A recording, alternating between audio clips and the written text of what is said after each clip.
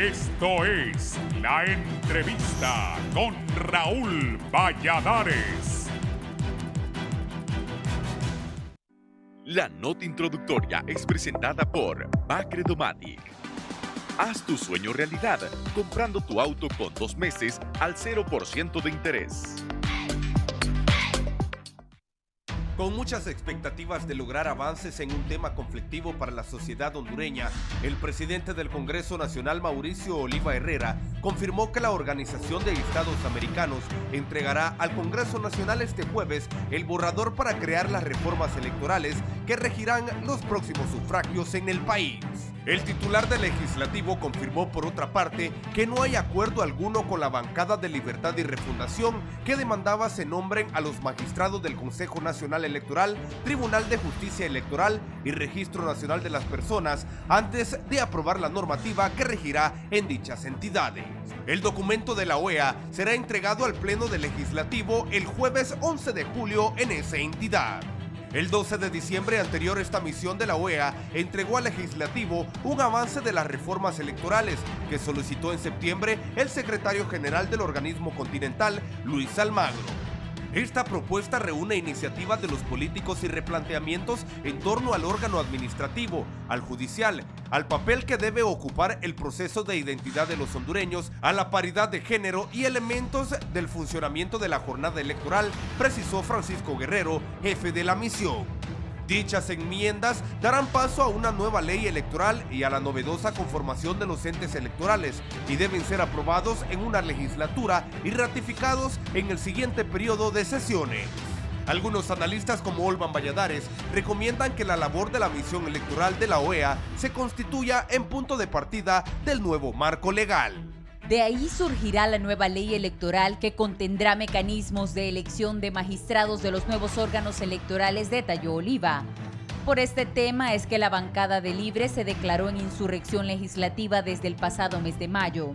El actual balance de fuerzas políticas en la Cámara Legislativa indica que el Partido Nacional cuenta con 61 votos, 30 de Libre, 26 de los liberales, 3 de la Alianza Patriótica, 3 del PINU, 1 de la Democracia Cristiana y 1 de Unificación Democrática. Contexto en el que ninguna reforma electoral avanzará sin la voluntad manifiesta de la bancada nacionalista.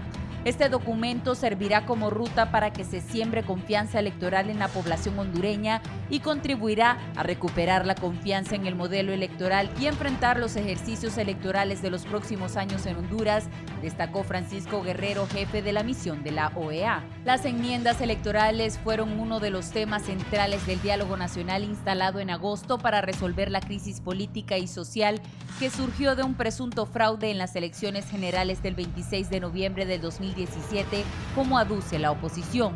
El diálogo se desarrolló con la coordinación de la ONU, acompañado de España, y concluyó sin acuerdos entre el gobierno y la oposición, que demanda la salida del actual presidente Juan Orlando Hernández, reelecto en unos polémicos comicios en noviembre del 2017.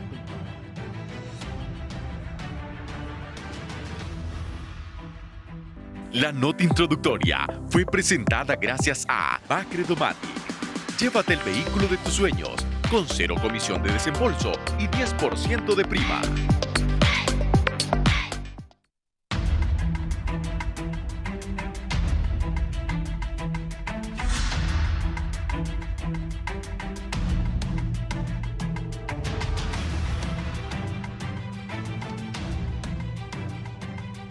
Hola, ¿qué tal están, amigos televidentes? Tengan muy buenos días. Les saluda Guillermo Paz Manueles. Les doy la más cordial bienvenida a su foro de las mañanas, La Entrevista. Gracias por estar con nosotros hoy jueves 11 de julio. Muy bien, hoy es un día de muchas expectativas, como lo planteó este reportaje o nota introductoria. Los jefes de bancada del Congreso Nacional han sido convocados esta tarde a la Cámara Legislativa al filo de las 4 para que acompañen a las autoridades de ese poder del Estado a recibir este borrador que va a presentar la misión técnica de la Organización de Estados Americanos, OEA. Sin duda alguna, la OEA ha hecho un trabajo de varios meses, se ha reunido con diferentes partidos políticos, con sectores de la sociedad civil y ha ido recogiendo criterios, puntos de cada uno de estos sectores para ir definiendo este borrador que será presentado hoy al Congreso Nacional de la República. Recientemente también el presidente de la Cámara Legislativa, el doctor Mauricio Oliva Herrera, fue claro y dijo: no vamos a aprobar nada a matacaballos. Tenemos el compromiso de sacar estas dos leyes, si nos permite la oposición, ha dicho el presidente de ese poder del Estado. En 15 días tenemos listos los anteproyectos para ser sometidos a discusión y aprobación en el legislativo hondureño. Nos referimos a las leyes orgánicas tanto del Consejo Nacional Electoral y del Tribunal de Justicia Electoral. Ese es el compromiso, pero por ahí también se definen criterios que pueden tornar un poco más estéril el debate de qué se tiene que hacer primero, si elegir a los nuevos concejales de estos entes electorales o aprobar las leyes primero. En las leyes ya se trasciende que van a estar las normativas, nuevos cambios a los mismos procesos de elección en nuestro país, requisitos para proceder a elegir a estos nuevos representantes de los docentes, y este es el punto que algunos partidos de la oposición están adversando, porque ellos se pronuncian porque antes de aprobar la ley se escojan o se elijan a estos nuevos funcionarios electorales de nuestro país. Así está el ambiente en la Cámara Legislativa. Les presento a continuación nuestros invitados de esta mañana, inicialmente al doctor Augusto Aguilar. Él es ex magistrado presidente del Tribunal Nacional de Elecciones de nuestro país, un consejero nacional e internacional en temas electorales. Doctor, gracias por estar con nosotros. Muchas gracias por acompañarnos nuevamente en esta prestigiada emisora y siempre tratando de aportar nuestros conocimientos y experiencias en materia electoral para beneficio de la democracia y del país en general. Muy bien, muchas gracias, doctor Aguilar.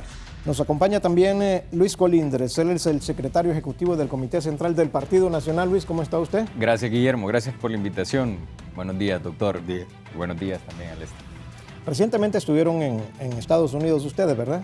Visitando la OEA. El Partido Nacional hizo una visita, generó el Partido Nacional una cruzada por diferentes instituciones con carácter internacional y de carácter nacional, en donde elevábamos nuestro tono de preocupación en base a las reformas electorales que no están siendo vistas por un segmento de la oposición como los elementos más importantes para poder ofrecerle a Honduras un espacio de tranquilidad, un espacio de sanidad, un espacio de esa cultura cívica democrática que debemos tener para que en el próximo proceso no se vuelvan a repetir los sucesos del 2017.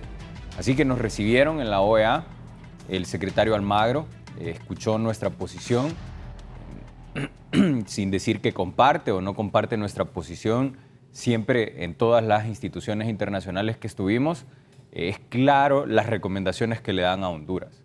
Hay que ser transparentes, hay que ser objetivos y hay que brindarle a el pueblo hondureño el interés de la sociedad, de la clase política, para que podamos dar esos tonos de madurez y que superemos estas etapas que definitivamente no le traen nada bueno al país. Muy bien, muchas gracias, Luis Colindres. También con nosotros esta mañana Lester Ramírez. Él es miembro de la Asociación para una Sociedad Más Justa, la ASJ. ¿Cómo está, abogado? Buenos días. Muy buenos días, Guillermo, doctor Aguilar, Luis, mucho gusto de tenerlos. Creo que la teleaudiencia y en general Honduras está un poco, se puede decir, saturado de este debate de las reformas electorales. Creo que hay que ver también los escenarios que se pueden dar si no se realizan reformas electorales. Creo que el país amerita, obviamente, conocer qué repercusiones puede tener no tener reformas electorales no solamente profundas, sino reformas electorales que no generen confianza en la población, que no generen legitimidad en el próximo gobierno. Estamos en una situación de país en permanente crisis. Esa crisis tiene un origen y ese origen tiene una característica meramente electoral, ¿no? Entonces, consideramos de que es importante también que la población conozca posibles escenarios y eso yo creo que puede ayudar también a generar mayor, no solamente conciencia, pero también conocimiento de las repercusiones y esperemos de que los partidos políticos, todos, puedan también tomar en cuenta esas consecuencias, porque cualquier partido político que surja de la contienda electoral va a tener enormes retos de país, ¿no? Entonces es muy importante que tenga la legitimidad y el apoyo popular para poder gobernar. Muy bien, gracias Lester. Doctor Augusto Aguilar, tengo entendido que los expresidentes del Tribunal Supremo Electoral de nuestro país, con bastante anticipación, también entregaron un anteproyecto de reforma a la ley electoral y de las organizaciones políticas al mismo Congreso Nacional. Sí, efectivamente. El proyecto es completo, o casi completo. Y en ese proyecto trabajamos varios expresidentes de los partidos políticos. Puedo mencionar a Roberto Callejas, Mario Aguilar González, Jacobo Hernández, Aristide Mejía. Asistieron también poco tiempo, pero también colaboró Enrique Ortiz y su servidor, pero Callejas y su servidor fuimos los que le dimos el toque final y trabajamos más en el proyecto y lo entregamos al Congreso Nacional. Nos recibió el presidente y el presidente de la Comisión de Asuntos Electorales, Rivera Callejas, y otros diputados estaban ahí. Y después transcurrió un tiempo, cuando vino la comisión de la OEA por primera vez, entonces también se lo entregamos a ellos.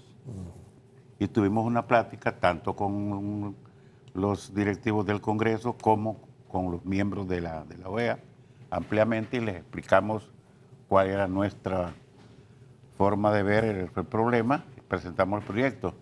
Y quiero destacar una cosa, nosotros en ese proyecto sugerimos la creación de los dos organismos, del Consejo y del Tribunal de Justicia. Y no quiero decir que los de la OEA tomaron nuestra idea, pero coincidimos, porque cuando ellos han hablado de esta posibilidad, entonces coincidimos en eso, porque nosotros anteriormente ya habíamos sugerido esa estructura, que dicho sea de paso, no es común en los países de América Latina que existan dos organismos. En este momento solo lo tienen México, Perú, Dominicana y ahora Honduras, si acaso se aprueba esa nueva estructura con dos organismos, uno para organizar, dirigir, administrar, supervisar, financiar, etcétera, el proceso electoral, y otro organismo que se encargue exclusivamente de la aplicación de la justicia electoral. De tal manera que esa es una forma, diríamos, que algunos países lo han ido adoptando para resolver problemas similares a los que hemos encontrado en los últimos procesos electorales en nuestro país. Muy bien, de tal manera que es posible que eso resuelva en parte la problemática. Desde luego, y consideramos nosotros también oportuno, no se puede, como dice el doctor Augusto Aguilar, definir que así fue, pero si la misión de la OEA recogió estos insumos, como dividir el actual Tribunal Supremo Electoral en dos entes, de la propuesta de los expresidentes del Tribunal Electoral de nuestro país, nos parece una acción madura, porque de eso se trata, de reunirse con los sectores para sacar de ahí las mejores ideas y proponerlas en una matriz, proponerlas en un resumen, en un informe o en un borrador. Luis Colindres, ¿cómo definen ustedes este paquete de reformas que será entregado hoy por parte de la OEA? ¿Es un informe? ¿Es un resumen de propuestas o es un borrador? Primero que todo, si la misión de la OEA estuvo en contacto con las diferentes organizaciones, con personas también interesadas en poder darle un tono más allá de solo reformas que puedan ser superficiales para los procesos electorales. Si esta responsabilidad se dio por parte de ellos, consideramos que las reformas vienen en una gran medida dispuestas a tener una discusión sana. Es decir, creo que se evaluaron los ambientes de cuáles podrían ser reformas que realmente podrían apoyar los partidos políticos. Porque número uno es lo que necesita el país. Número dos es lo que los partidos políticos están dispuestos a aprobar en el Congreso Nacional. El Partido Nacional ha sido claro. El presidente de mi institución política dijo, existen 61 diputados para darle marcha a la aprobación de todas estas reformas electorales, a la discusión misma y llegar a los consensos necesarios para obtener una nueva ley electoral que de principio venga fortalecida. ¿Qué significa darle fortaleza? Significa el respaldo de las bancadas políticas que ahí están, porque serán las instituciones políticas las que se someterán al proceso. Y lo que vimos el año pasado es que, lo que vimos en las elecciones pasadas es que las instituciones políticas y los candidatos desacreditaban el proceso electoral, desacreditaban la institucionalidad que coordinaba el proceso electoral, desacreditaban los elementos técnicos del proceso electoral. Entonces, el resultado que íbamos a tener ante esa desacreditación es una crisis, una incertidumbre por parte de la gente si el resultado que se daba les convenía a ellos o no les convenía. Sin embargo, hoy el Partido Nacional cree que primero debe ser el fortalecimiento de la institución antes que pensar en las personas. Primero debe ser Honduras antes que pensar en los partidos políticos. Y la posición que tenemos con Libertad y Refundación es diametralmente opuesta. Ellos quieren nombrar a su gente y tienen sus candidatos, o sea, tienen las personas que quieren en las instituciones. Entiendo yo, y por lo que se ha visto, pero a mí no me consta, pero lo que yo interpreto es que no están dispuestos ni siquiera a que se sometan a un proceso, que eso podría ser lo más dañino para el país.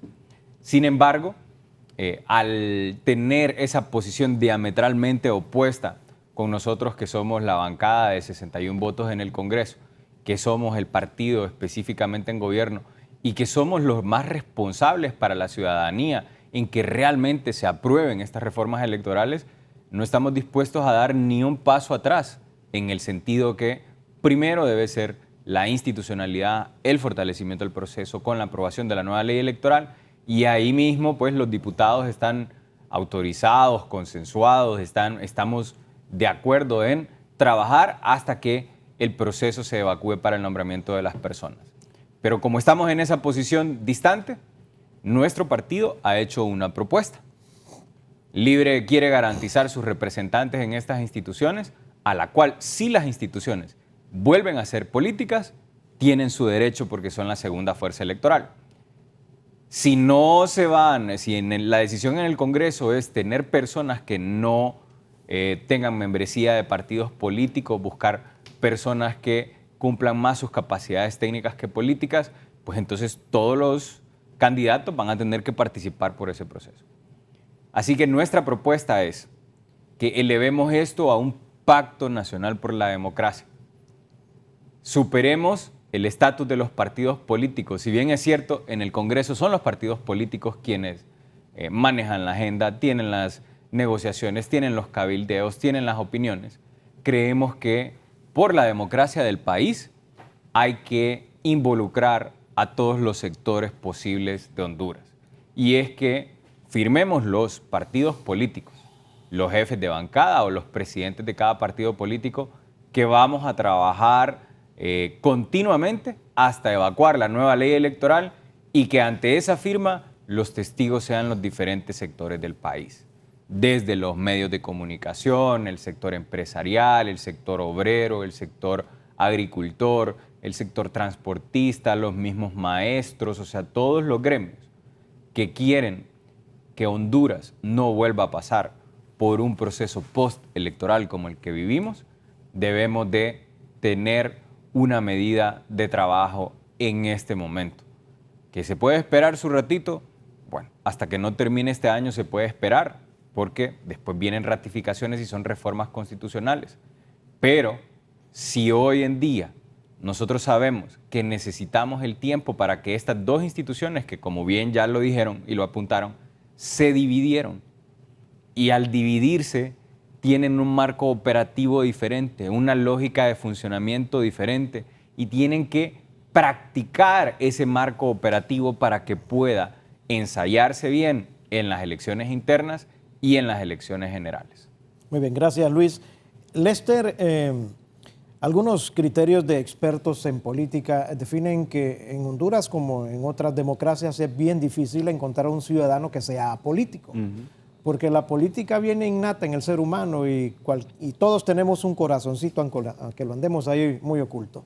pero que la propuesta sería despartidizar la representación en estos nuevos entes electorales. Lo escuchó ahorita de Luis Colindres del Partido Nacional, la despartidización de estas representaciones. ¿Sería lo más conveniente? Mire, la verdad es que el Consejo Nacional, por su naturaleza, es un ente político, ¿no?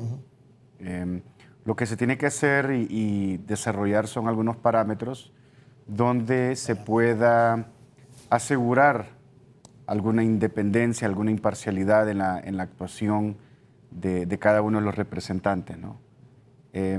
Hay diferentes modelos, hay modelos donde las personas se postulan, ¿no? Y hay un proceso de concurso donde el Parlamento, el Congreso, hace la evaluación de los requisitos, les hace pruebas de conocimiento, les hace también una evaluación de los antecedentes personales y participa, ¿no? Las diferentes organizaciones que componen la estructura del país a nivel social, económico y sindical, ¿no? Yo creo que esta es la visión, la forma más tradicional que también tenemos aquí en Honduras.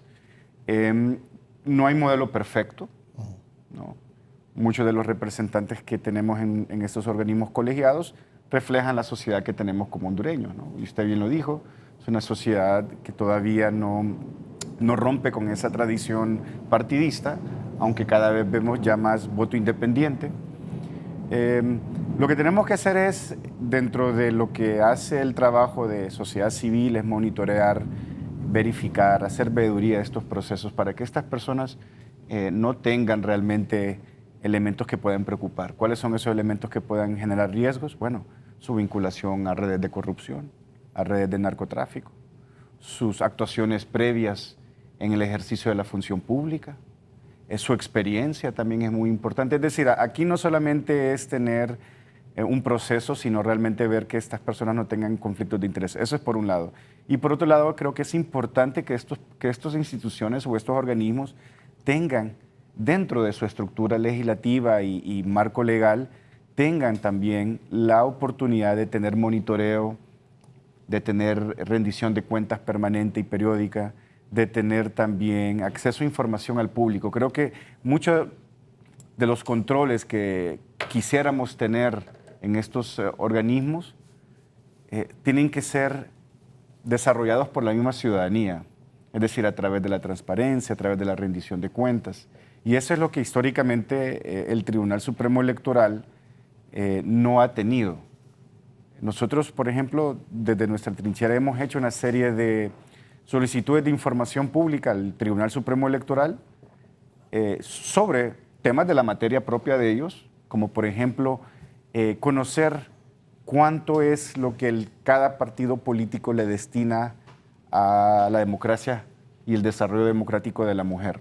Porque dentro de la deuda política hay ciertos segmentos de esa deuda política que debe ir a ciertos tipos de inversión, se puede decir, en formación democrática.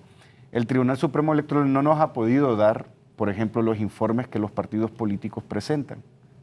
Y eso es importante, solo para darle un ejemplo, ¿no?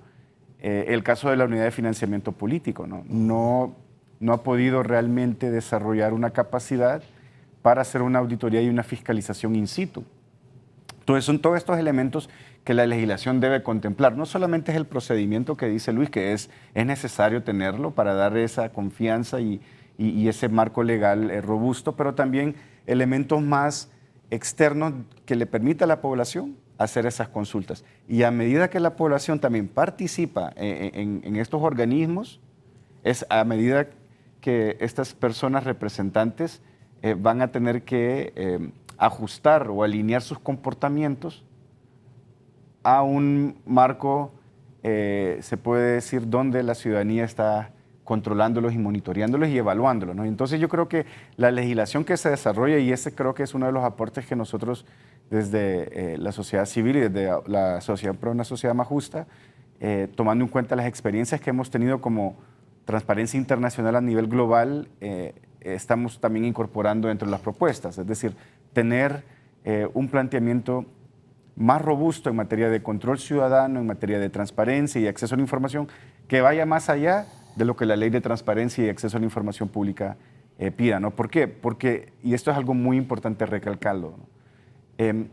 Estamos ante el nacimiento de un derecho electoral hondureño. Es decir, el momento en que ya se decide establecer una administración y una justicia, o sea, un modelo bicéfalo que se le dice, ya estamos cambiando totalmente los procedimientos y la manera de operar de este sistema electoral. Y no digamos si le incluimos la parte de financiamiento político y después que le queremos introducir también el elemento del plebiscito y el referéndum. Entonces, se va a ir haciendo más complejo, y para mitigar esa complejidad es necesario también que la población conozca cómo funciona este sistema electoral que por décadas ha estado controlado, y hay que decirlo claramente, ¿no?, por los partidos políticos, y eso es lo que le ha minado, lo que le ha quitado esa credibilidad y esa confianza, porque se ha arreglado detrás de las sombras, ¿no? Muy bien, gracias, Lester. Miren qué importante. Lester nos ha hecho dos aportes interesantes. El primero, este reciente que acaba de decir. Desde luego estamos frente a una novedad tremenda en nuestro país cuando hablamos de una nueva institución como un Tribunal de Justicia Electoral. Prácticamente estamos definiendo ahí un nuevo código procesal electoral para los hondureños, un sistema de cosas ya con delitos plenamente establecidos y con mecanismos y procedimientos también ya establecidos. Y lo que dijo al inicio de su participación, que yo quiero que el doctor Augusto Aguilar, que Luis Colindres y que también él me dé otro criterio adicional, en torno a quiénes o qué perfil deben de tener los representantes de estos nuevos entes. Él habla de desarrollar algunas normativas en el marco legal, dijo él, pero aquí ya nos ubicamos en la etapa álgida de este gran debate sobre las reformas. Las dos propuestas, que primero se elijan a los nuevos representantes y que después se construyan los marcos legales. Pero Lester nos está diciendo que hay que desarrollar parámetros, y parámetros, requisitos, deben de estar establecidos en un marco regulatorio, en una ley. Entonces nos vamos a ubicar aquí en la controversia de nuevo. Quiero escuchar primero al doctor Augusto Aguilar. ¿Qué debe de hacerse primero, doctor? ¿Elegir a los concejales, a los magistrados, o como se definan a estos funcionarios, o primero crear el marco regulatorio de los docentes? Vea, lo que históricamente se ha hecho primero es aprobar la ley. Aprobar la ley. Eso es lo que se hizo la vez pasada, en el 2004. Yo fui coordinador de la comisión de dictamen de la ley electoral actual, conjuntamente con el diputado Jaime Andara de Comayagua del Partido Nacional. Se aprobó la ley y después se eligieron los magistrados. Que sobre eso quisiera hacer una reflexión. Fíjese que la ley que acaba de prácticamente ya ser derogada, entonces contempla a los tres magistrados. La ley dice que es el Congreso que elige a los magistrados, así dice la ley. Y en otros casos también así dice que la ley es que el Congreso es el que elige. Pero en la práctica el Congreso no elige, nombra. ¿Sabe por qué? Porque los partidos políticos solo proponen a una persona. Entonces no es una elección, es un nombramiento, que es diferente a cuando hay una comisión o una junta nominadora, que es el caso de la elección de los magistrados de la Corte Suprema de Justicia. La Constitución establece el procedimiento, que es una junta nominadora la que propone al Congreso un listado de candidatos, mínimo 45, o sea, 3 por cada puesto, porque son 15 magistrados. Que incluso hay un error, una creencia errónea en la gran mayoría de la gente, porque cree que es que la junta nominadora necesariamente tiene que presentar 45. No, ese es el mínimo. Puede presentar 90 o 200 o 300. Y el Congreso es el que elige. Elegir es seleccionar. La palabra de seleccionar, que es lo que hace el Congreso, una selección, ¿verdad? Y elige. Es escoger de entre un grupo más grande a un grupo más pequeño o a una persona para determinado cargo. Entonces, esa es una de las cosas. Me parece a mí que cuando se hizo la reforma, de una vez se hubiese dejado en la reforma constitucional los requisitos y las inhabilidades. Ese es el problema en que nos encontramos, porque el Congreso no tuvo la sapiencia, la visión de que de una vez, al crear las dos nuevas instituciones, haber establecido claramente tanto los requisitos como las inhabilidades. Ese es el problema en que nos encontramos ahora. De tal manera que, ¿de dónde surge? ¿Cuál es el origen? Porque este es el efecto del por qué dos organismos y no uno solo.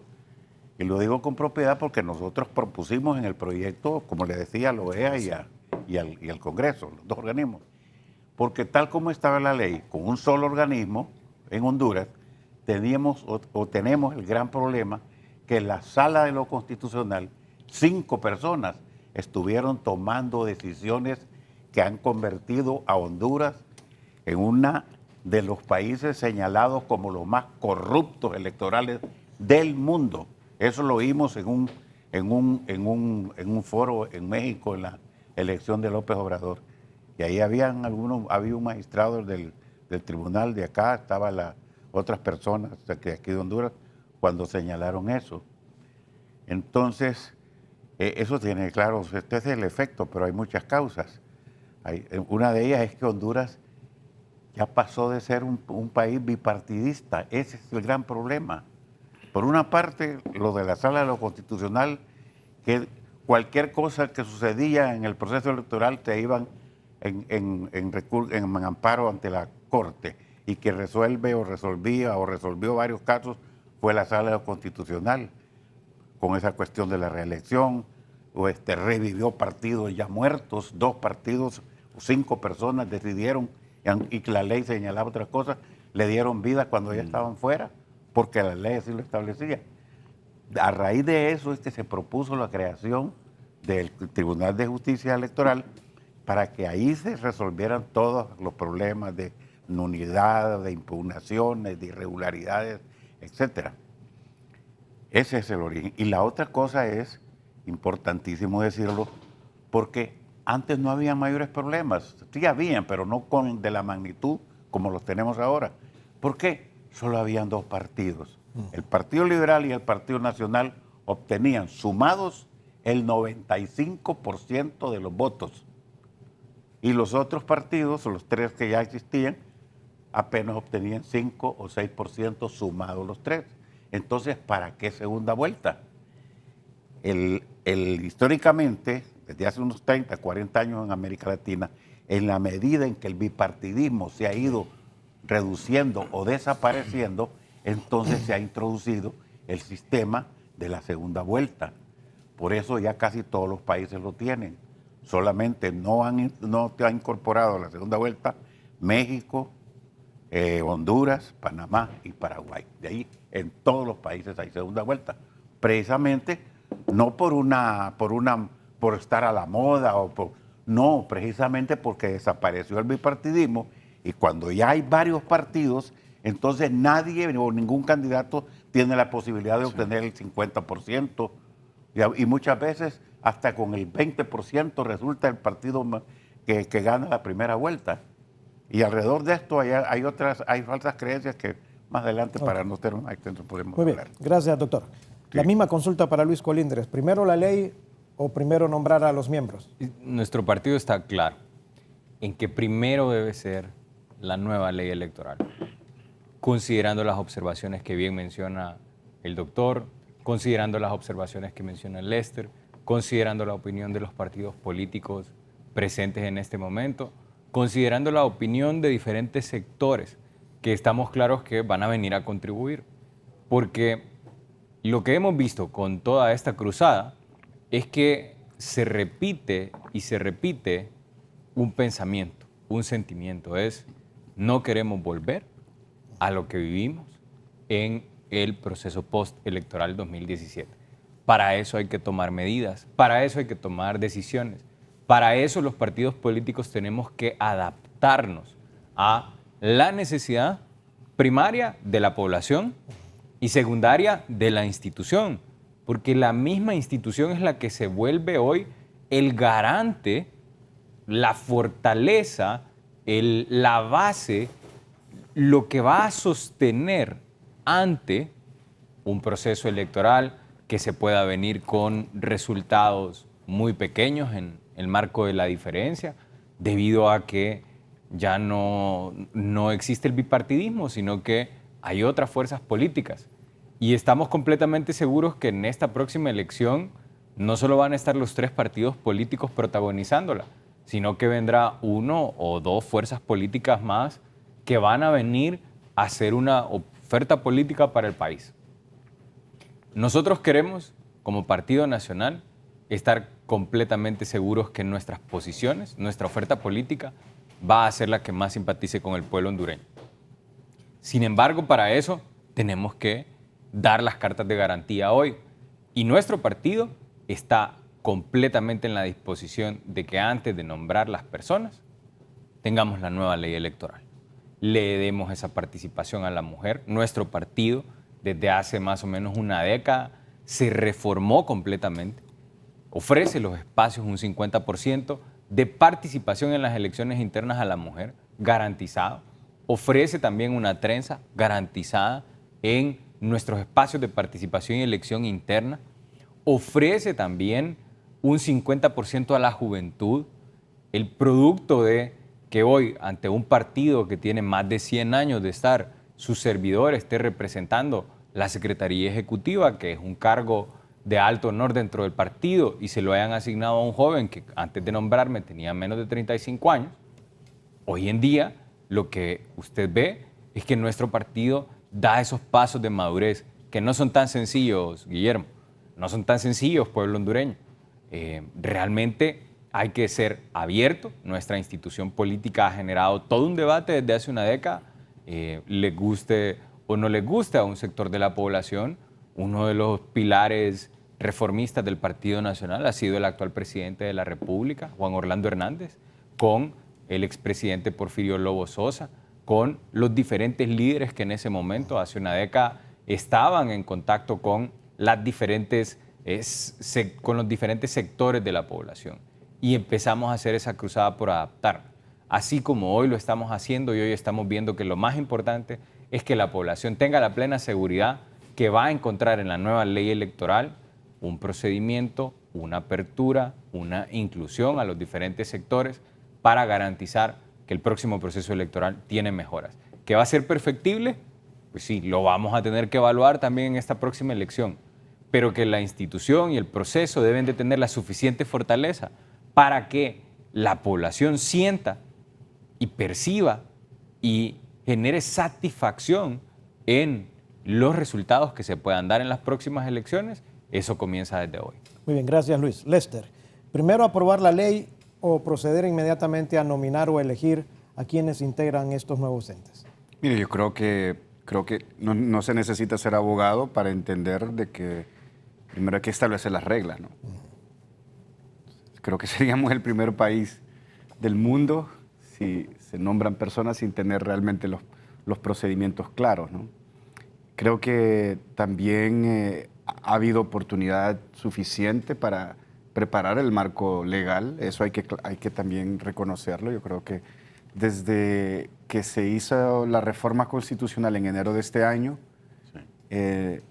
nosotros mismos dentro de esas reformas participamos en reuniones activas con todos los partidos políticos, con el Partido Libre, con el Partido Nacional, con el Partido Liberal, con los partidos minoritarios, y había claridad en aquel entonces de que había que trabajar la ley para nombrar los altos funcionarios. Y de nuestra parte también vino la proactividad de presentarles un borrador de una reforma constitucional que contemplara ya el procedimiento. Porque lo que pasó en el marco, en la reforma constitucional es que dejan una palabra clave y es idoneidad. Entonces, con esa palabra que está en la reforma constitucional ahora mismo, nos indica de que tenemos que desarrollar parámetros objetivos o lo más posible legales y objetivos posibles para determinar no solamente el procedimiento, sino los criterios de evaluación. Después, cómo se les va a dar la puntuación a cada uno de estos criterios. Es decir, si queremos realmente profesionalizar estas organizaciones, tenemos que evaluar los conocimientos, experiencias. Por ejemplo, no podríamos tener, yo soy abogado, pero yo no tengo experiencia en la administración de justicia, personas, por ejemplo, en el Tribunal de Justicia Electoral que no tengan experiencia tanto en la administración como en el manejo de litigios judiciales, porque se requiere tener un conocimiento de un despacho judicial, de un procedimiento judicial.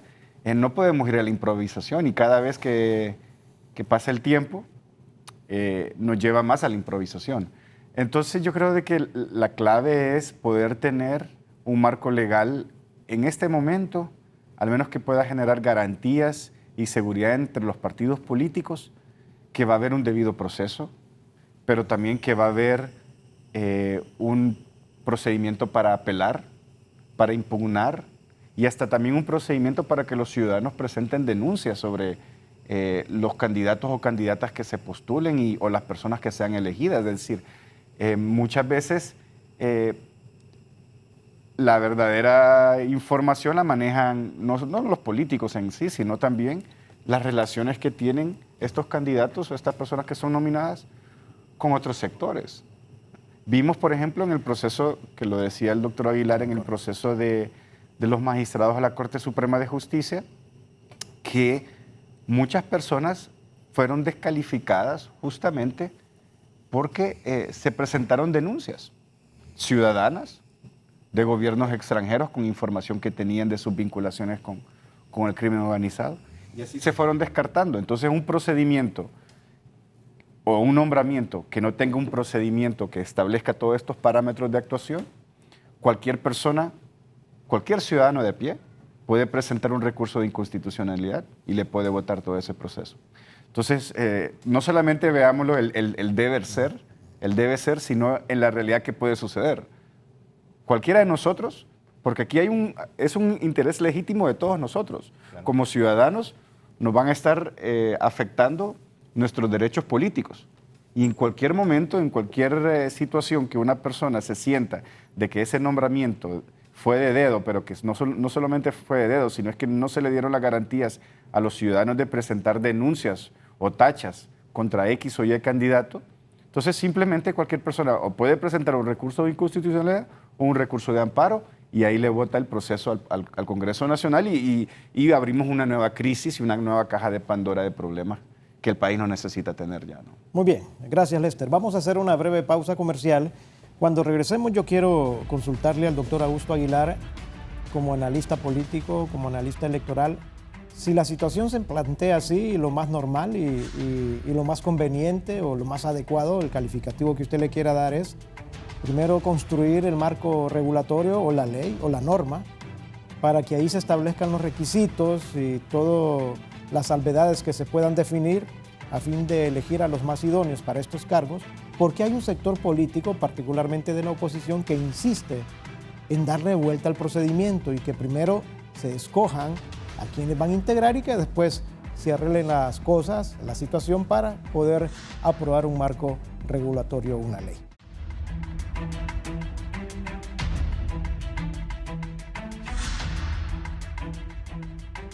Gracias amigos televidentes por continuar con nosotros en la entrevista. Quiero consultarle al doctor Augusto Aguilar como analista político electoral. Doctor, ¿por qué será que Libertad y Refundación Libre y la insurrección legislativa de este partido político se basa en apoyar que primero se nominen a los miembros de estos dos nuevos entes electorales y que posteriormente se le entre a la aprobación de las leyes? Sí, excelente pregunta. Y yo la contesto refiriéndome a lo que ya había expresado. La situación se ha puesto difícil por no haber redactado muy bien o completa la creación de las dos instituciones, los dos organismos electorales. Vean, ¿en dónde está escrito el hecho de que se diga y que se insista y que se acepte con toda claridad que en los dos nuevos organismos van a estar representados los 3 partidos. ¿Dónde lo dice? Que van a estar representados el Partido Liberal, el Partido Nacional y Libre. No lo dice en ninguna parte.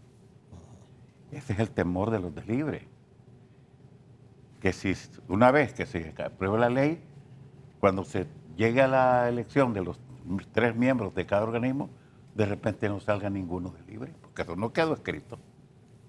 Entonces esas cosas pareciera que no tuvieran mucha importancia, pero son trascendentales. Aquí nomás tenemos el ejemplo en El Salvador. Cómo está redactada la ley electoral y cómo se eligen los magistrados. Son 5. Y está en la ley que los 3 primeros puestos pertenecen o son electos o nombrados a propuesta de las 3 fuerzas políticas mayoritarias en base a los resultados de la última elección. Ya se sabe que son los primeros 3 partidos. Y los otros 2 miembros, uno es propuesto por la Corte Suprema de Justicia y el 5º por la sociedad civil. Está bien claro. Pero aquí no se dijo nada. No solo dice que van a ser 3 miembros electos por el Congreso Nacional, 1 en cada lado, pero ahí no dice que los 3 partidos mayoritarios van a tener una representación o una propuesta. Eso es lo que tiene, diríamos, entrampada la situación, porque se aprueba la ley y al momento de elegir a los 3, me podrían ser 3 de un mismo partido. Y Libre puede quedar por fuera. Me imagino que ese es el temor que tienen. Quisiera pensar lo que eso es. Y en eso tienen alguna razón. Porque yo lo decía, yo lo he dicho varias veces, en la reforma hubiese quedado de una sola vez que los 3 magistrados serían a propuesta de los 3 partidos mayoritarios en base a los resultados de la última elección general. Y debieron haberlo ampliado de repente a 5, tomando el modelo de la mayoría de los países. Solo en Honduras son 3 miembros. En todos los países del continente son 5 o 7. El Tribunal Nacional Electoral de antes del Tribunal Supremo, tenía un representante de la Corte Suprema. Sí, tenía un representante de la Corte Suprema, claro. Porque era par. Entonces, para resolver ese problema, entonces la Corte proponía uno. Entonces, ese es el problema en que nos encontramos y creo que en ese sentido, y esto no es una crítica, sino que es un análisis. Si el Congreso Nacional desde hace 5 años sabía cuándo iba a terminar el periodo de los actuales magistrados, entonces se debió haber previsto. Si se iba a reformar la ley, hubo suficiente tiempo para haberla reformado o haber creado las 2 instituciones con suficiente tiempo.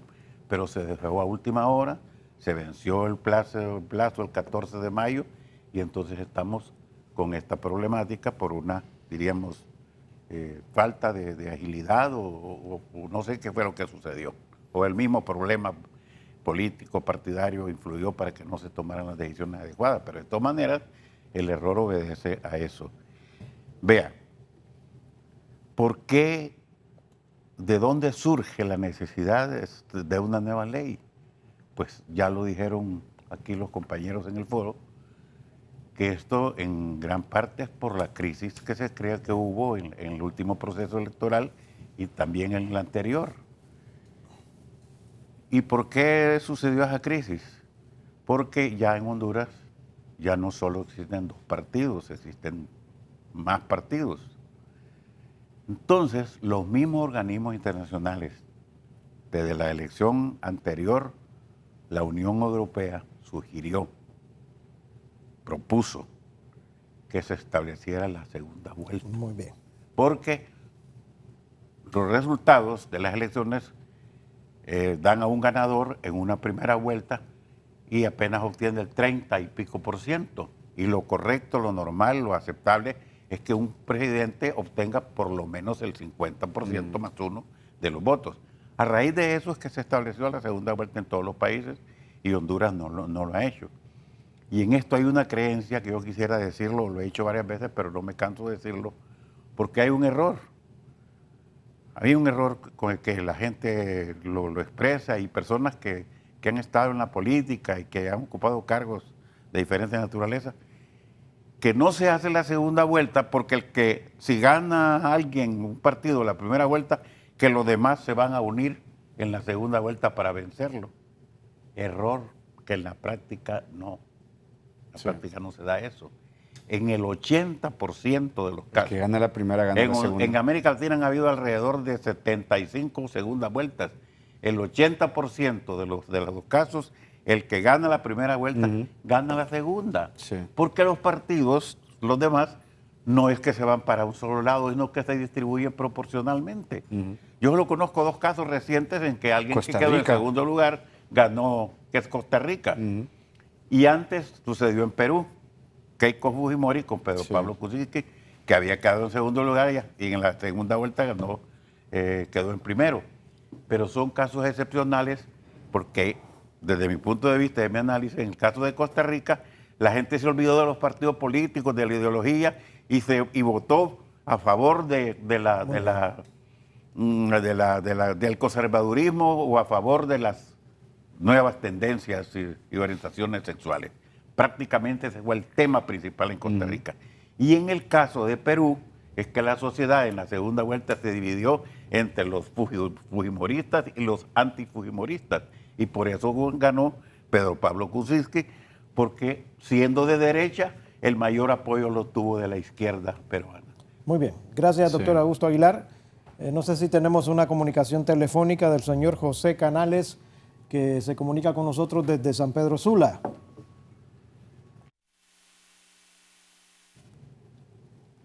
¿Tenemos la comunicación de José Canales?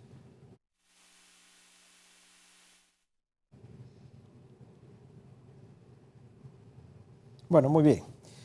Luis Colindres, lo que ha dicho el doctor Augusto Aguilar, ¿cómo lo comparte usted?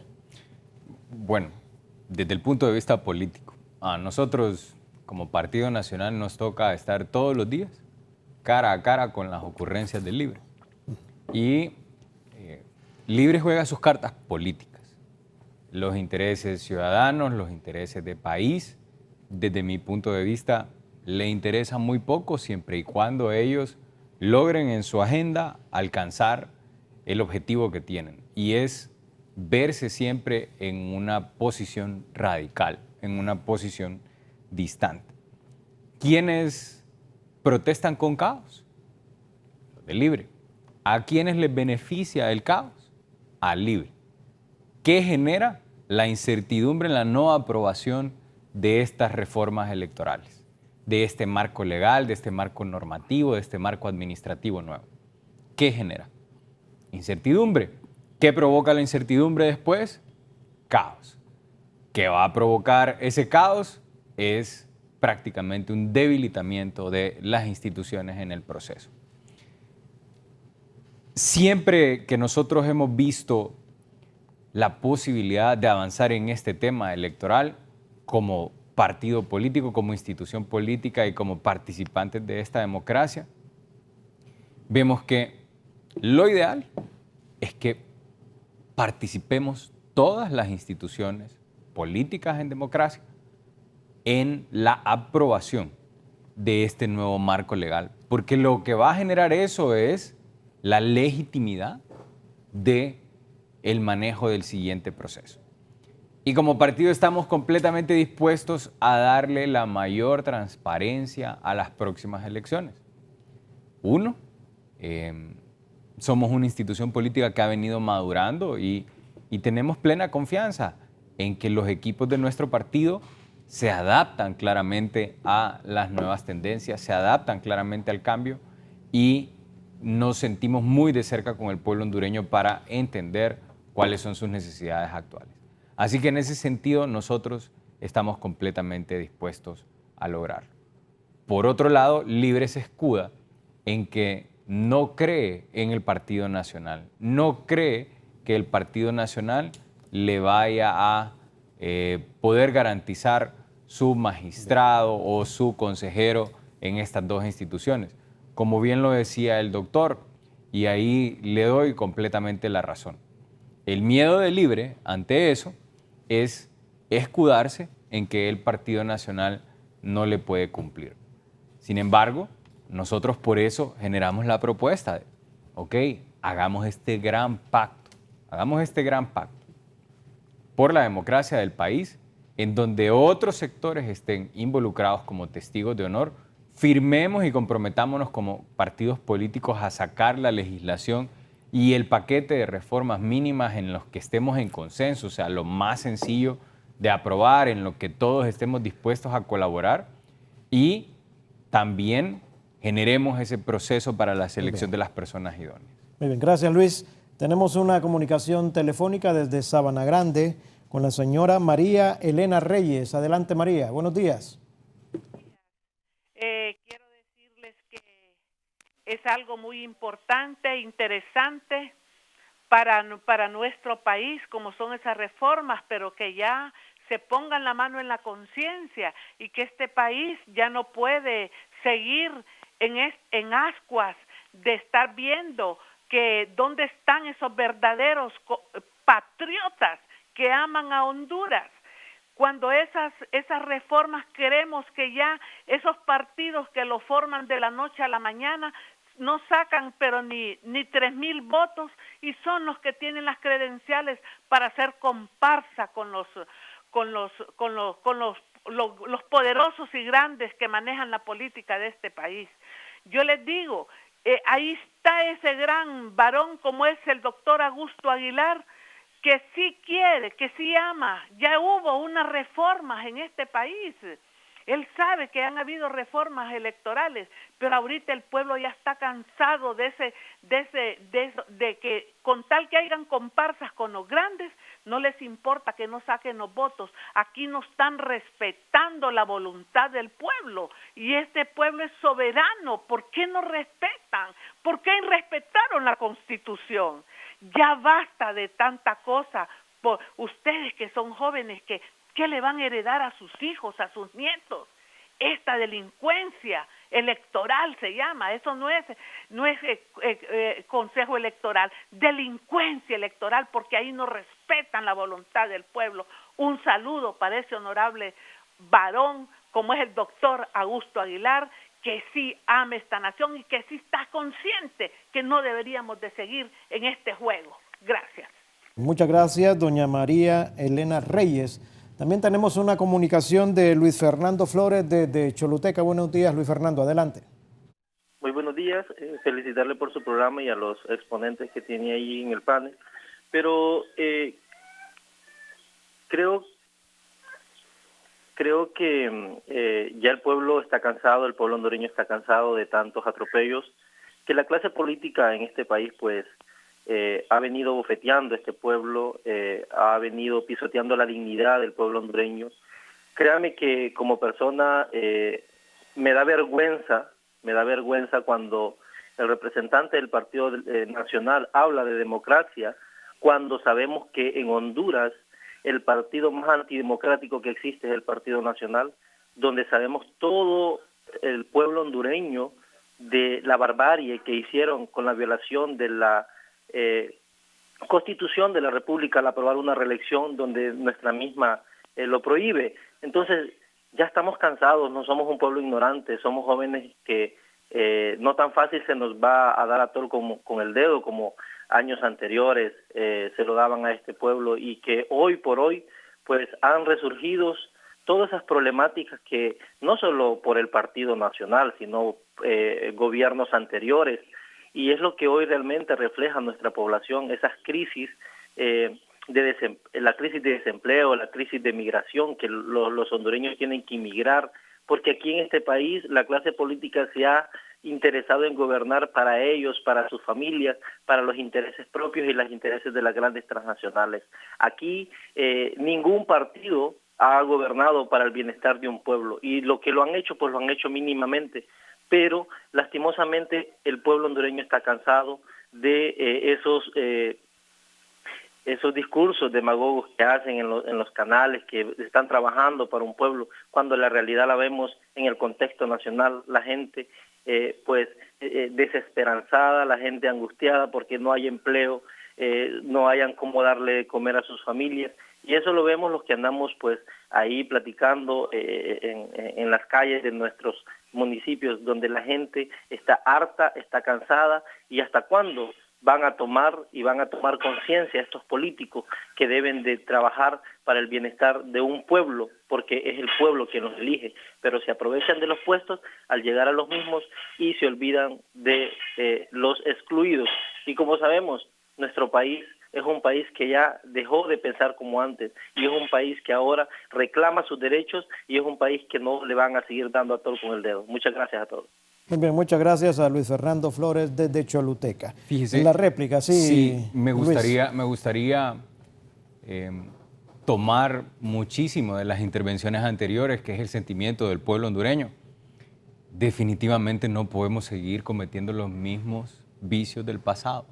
No podemos entrar a un próximo proceso electoral que se parezca a los procesos electorales anteriores, precisamente porque el debilitamiento de las instituciones lo que genera es el poco interés de la población, y el poco interés de la población y la poca veeduría lo que genera es una posibilidad en que los representantes de los partidos políticos en las diferentes elecciones pues tengan su debilidad. Dentro de la reforma que viene hay que discutir cómo se va a configurar la mesa electoral, la mesa receptora.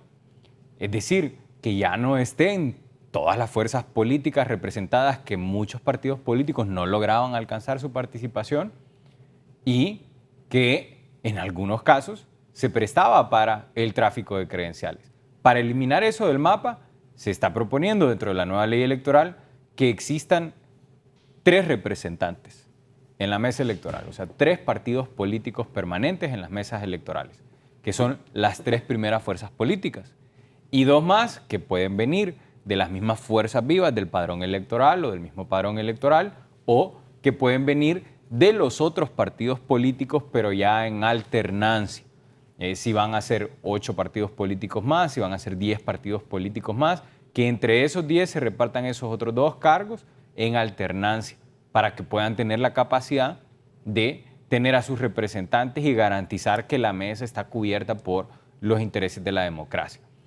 También explicando especialmente al joven de Choluteca, precisamente estamos aquí participando para generar los cambios que la población requiere, y desde nuestro punto de vista, en la participación a la mujer, en la participación a la juventud, en la participación de los pueblos originarios, en la participación de los diferentes sectores. Proponemos como Partido Nacional diputados por distrito para que las autoridades sean más cercanas a los electores, y usted que nos está viendo hoy conozca realmente quién es su legislador, quién es el responsable de poder garantizarle a usted que ese marco legal que tiene Honduras lo protege.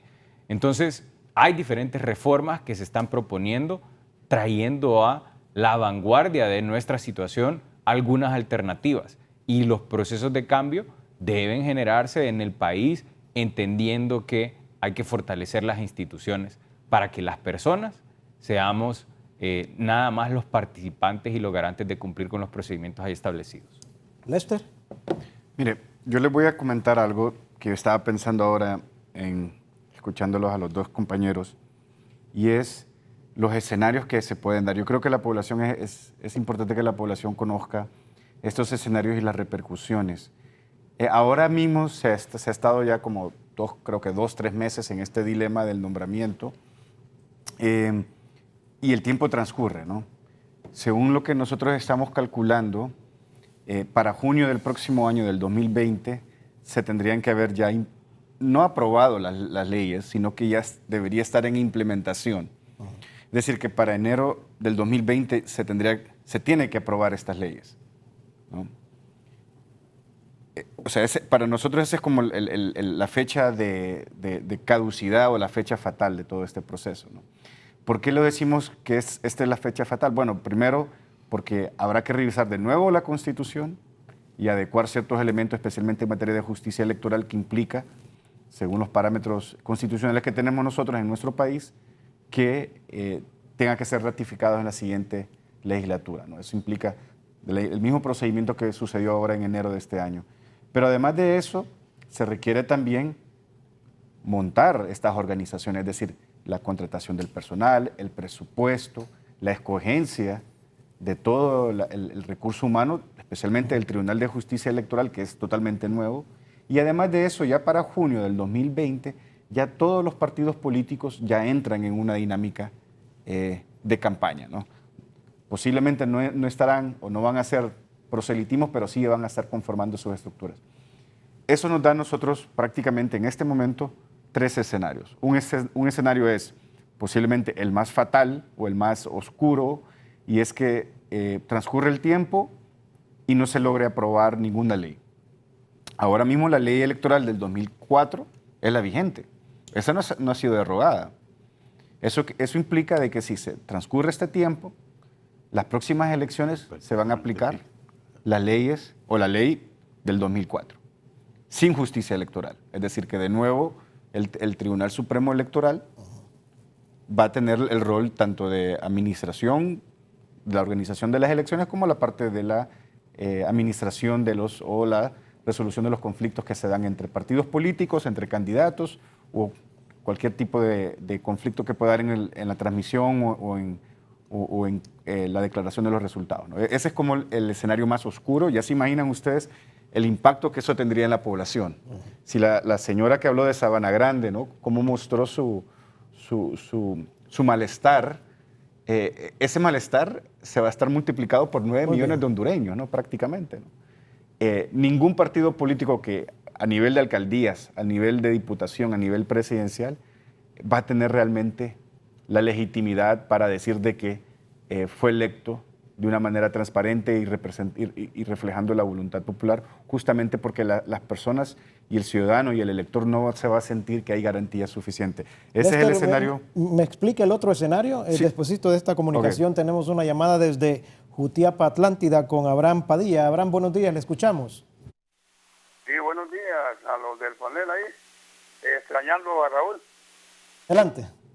Fíjate que estoy oyendo a los señores que están ahí, hombre, y la verdad es que la realidad se acerca un poquito más el señor más de edad que está ahí, Aguilar, pero la verdad que si usted escucha al muchacho del Partido Nacional, él dice que esa ciudadanización de mesas, hombre, eso ya lo intentaron hacer la primera vez, pero no lo hicieron porque el pueblo se opuso. Porque mire, si hace un ciudadano de mesas viene y nombran a los de la mesa de una sola vez ahí, los nombran de Tegucigalpa, nombran gente de Tegucigalpa a la mesa, y ese muchacho se enferma, el representante del Partido Liberal o del Nacional, entonces hay que hacer un representante porque ya lo nombró anteriormente.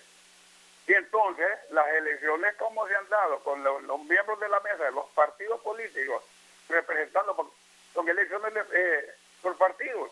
Una vez que la elección se da, pues ya es para el pueblo, pero ahí está cada quien va a pelear por su partido en las elecciones. Entonces no puede poner personas ajenas al partido a la mesa electoral. Ni puede desconocer, si nombran otro montón de partidos como hicieron la vez pasada, van a pedir, los otros partidos van a pedir representantes. Entonces le van a vender las credenciales al mejor postor, como siempre se ha hecho. Lo conocemos aquí en Jutiapa, se van a nosotros también. Y la otra cosa es que las reformas que están presentando no son reformas del pueblo, son reformas de un partido, porque esa reforma que está presentando, que va a presentar la OEA, son las reformas que mandó el Partido Nacional y solo le puso el ok. Y que son las mismas que están presentando. Ahí no van a discutir la segunda vuelta. Ahí no van a discutir las cosas importantes del pueblo. Ahí van a ir a discutir la reglamentación de la reelección, porque quieran legalizar un fraude electoral y quieren legalizar una violación en la Constitución de la República, porque los 3 señores que están ahí saben que la reelección jamás se existe en este país todavía, no, porque no hay ninguna ley que sea más grande en la Constitución de la República. La Constitución de la República prohíbe la reelección. Ni la Corte ni ninguna institución puede hacer un decreto para que haya reelección. Y dice que no, que la legalización de los partidos en las elecciones. No es cierto, porque si el Partido Liberal o los otros partidos no van a elecciones, no tuvieran ningún diputado. Y cualquier partido hubiera participado en las elecciones, y con el tribunal que teníamos, llevando a Juan Orlando a la cabeza, sabiendo que era ilegal su reelección. Entonces, al no participar el Partido Liberal ni el Partido Libre en las elecciones, no tuvieran un diputado, ojalá el Partido Nacional tuviera diputados, porque nosotros ya conocemos las situaciones políticas que han dado en este país. Y respecto al muchacho del Partido Nacional, que viene un joven que debía ser una persona más pensante, no dejar de manipular por los intereses oscuros de este país, como ha subido el Partido Nacional. Y felicidades para ustedes y gracias, Guillermo, por la participación que me diste acá. Ya a tiempo quiero llamar al programa, pero siempre la llamada no cae. Muchísimas gracias y felicidades a todos. Muchas gracias, Abraham Padilla. Ya pronto va a estar aquí en el foro, como todos los días, el licenciado Raúl Valladares. Doctor Augusto Aguilar. Fíjese que en nuestro país han sucedido unas cosas últimamente increíbles. La desconfianza en nuestros valores, en nuestras instituciones, eso ha traído como consecuencia que ya nadie cree en nadie.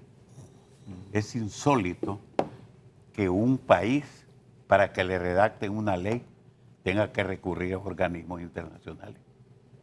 Y entonces, ¿para qué tenemos un Congreso Nacional?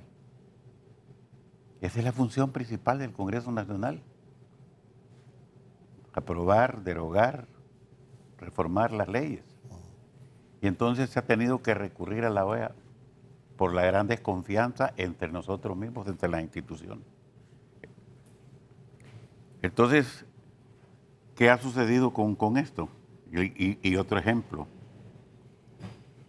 Porque es importante esto, que el pueblo conozca y que muchos hondureños no conocemos estas cosas, que es necesario conocerlas.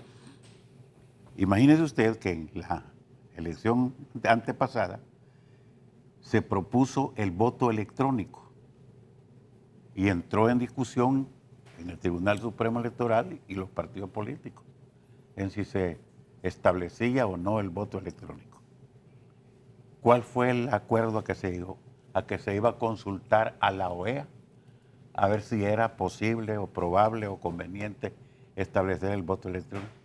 Y ya la ley que se elaboró en el 2004, que se aprobó en el 2004, ya lo contempla. Está aprobado el voto electrónico en Honduras. Estas propuestas también me he fijado que lo contempla también. Sí, pues desde el 2004 ya dice, el Tribunal Supremo Electoral podrá adoptar diferentes métodos de votación y de escrutinio, incluyendo el voto electrónico, ya estaba aprobado. Entonces, ¿qué era lo que convenía en ese momento? Haber hecho un proyecto piloto, pongámoslo en unas 10 ciudades, en unas 8 ciudades, siquiera las que están cerca de Tegucigalpa, Talanga, Sabana-Grande, etcétera, o en San Pedro Sula, o en Tegucigalpa, pero algo se hubiera hecho. No, hubo que preguntarle a la OEA, y yo creo que nunca contestaron si convenía o no. Eso indudablemente ha generado esta situación en que estamos, que aquí no confiamos ya en nada, ni en las mismas instituciones. Por otra parte, la persona que intervino tiene mucha razón con esta cuestión de si no se resuelve adecuadamente lo de la forma de integrar las mesas electorales, si no se resuelve lo de la segunda vuelta y si no resuelve lo de la reelección, continuaremos en lo mismo. ¿Cuál será el mejor camino? No sé. Pero en cuanto a lo de lo de lo que sí puedo asegurar que es necesario en Honduras, y lo he dicho cantidades de veces, es la segunda vuelta. Bajo el convencimiento de que no necesariamente el que gana, el que gana la primera que la va a perder. Sí. Las probabilidades en términos de experiencia son del 80% que el que gana la primera gana la segunda. La otra cosa también que por ahí se ha formado y se ha dicho muchas veces, los que están en contra de una segunda vuelta que dicen que es carísima. Mentira, falso. La segunda vuelta apenas cuesta la tercera o cuarta parte de lo que cuesta la primera. Es una sola papeleta, con 2 fotografías y 2 recuadros, eso es todo, la segunda vuelta. Y así lo hacen en todos los países. Sí. Es 3 veces más barata que la primera vuelta. Y la otra cosa es con esto de la integración de las mesas electorales. Yo tengo una opinión diferente. Creo que, y en base a la experiencia, lo que he observado en varios países, la mejor forma para evitar todo lo que acaba de mencionar el señor que habló de Tocoa, creo que llamó, él tiene mucha razón. Si los partidos políticos mayoritarios, 3, van a ser los que van a nombrar otra vez con credenciales en blanco y que los partidos minoritarios, pequeños o en formación, como quieran llamarse, también van a integrar las mesas y que les van a entregar otra cantidad de credenciales. ¿Qué estamos haciendo? Lo mismo. Sí. ¿Quién garantiza que de los 3 partidos se ponen de acuerdo 12 y se intercambian o se ponen de acuerdo y dominan la mesa? Creo que han hecho en otros países. Del listado de la mesa, si en esta mesa, que hay una mesa, y van a votar 250 personas, de ahí se hace un sorteo con un año de anticipación. Se les capacita, se les acredita y se les hace firmar un convenio en el que van a ser severamente sancionados si no cumplen con lo establecido en la ley. Y más bien la gran mayoría de los países tiene ese modelo que usted Precisamente, se la hace la gran mayoría de los países. Es que perdón que lo interrumpa, doctor Aguilar, pero ya estamos a 5 minutos de concluir el programa, solo para que avancemos. Sí, solo era que le quería complementar que tiene toda la razón, de que es parte de la cultura política nuestra, porque lastimosamente nuestra democracia se ha construido en base a la desconfianza. Exacto. En base a realmente quién puede cometer el fraude, porque el fraude, o sea, lo que yo he hablado con todos los expertos y los historiadores democráticos hondureños es que el fraude es innato a los procesos electorales, ¿no? Entonces, construir procesos se construye en base a la desconfianza. Revertir eso implica... Pero eso sí, habría que tomar decisión. Como le decía, del censo de la mesa por sorteo. Si son de un mismo partido, no importa. ¿Por qué? Porque los partidos políticos lo que harían en esa forma de interacción es nombrar fiscales y que estén presentes desde que comienza hasta que cierran el acta y el fiscal firme el acta y también es el responsable de llevarla a su partido, la copia del acta. Muy bien, gracias, Esa es la doctor. propuesta. Estamos ya concluyendo el programa. Yo quiero cederle un par de minutos a cada uno para que deje alguna acotación final o algún mensaje final. Iniciamos con Luis Colindres. Luis Colindres, sus palabras finales, por favor. Gracias, de verdad, Guillermo, por la oportunidad, al pueblo hondureño también, que ha estado observando este diálogo, que el fin que tiene es buscar generar esperanza en el próximo proceso. Y la responsabilidad que hoy tenemos los partidos políticos para dar esos pasos de madurez, para entender que debemos fortalecer la institución, que debemos de darle garantías al proceso, para que las llamadas que hoy recibimos en 4 años o en 3 años sean llamadas al contrario, exaltando que aprendimos la lección después de este proceso 2017 que vivimos, para que veamos cómo la mujer tiene mayor participación, mayor involucramiento, mayor empoderamiento, para que veamos cómo la juventud empieza a interesarse por los problemas del país y a ser parte de la solución y no solo se quede atrás en las redes sociales o no solo se quede en los aulas o en las máscaras que utilizan a veces para volverse indiferentes ante los problemas de la población, para que le demos también a aquella población originaria, a aquellos sectores que todavía no se sienten incluidos a esta democracia de Honduras que debe de tener como misión la participación de todos y cada uno. Nuestro partido político considera que debemos elevar esto a un nivel más allá del interés de los partidos políticos y proponemos un gran pacto por la democracia de Honduras. Y este pacto no es otra cosa más que los mismos partidos políticos suscribamos, que nos comprometemos a trabajar día y noche ante este compromiso, ante los diferentes sectores del país, los sectores que trabajan en la productividad, que trabajan en los intereses gremiales, que trabajan en los intereses ciudadanos, para que tengamos las reformas con las que vayamos a aprobar.